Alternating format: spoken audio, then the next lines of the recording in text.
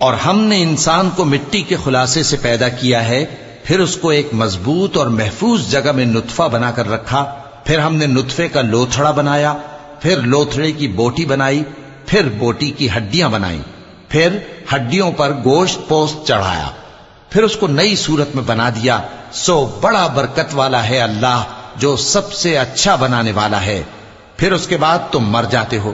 پھر قیامت کے روز اٹھا کھڑے کیے جاؤ گے،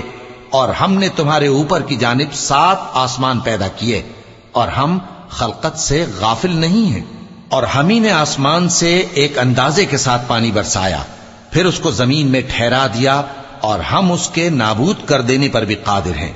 پھر ہم نے اس سے تمہارے لیے کھجوروں اور انگوروں کے باغ بنائے، ان میں تمہارے لیے بہت سے میوے ہوتے ہیں، اور ان میں سے تم کھاتے ہو۔ اور وہ درخت بھی ہم ہی نے پیدا کیا جو طور سینا کے دامن میں ہوتا ہے، یعنی زیتون کا درخت کہ کھانے کے لیے روغن اور سالن لیے ہوئے اگتا ہے۔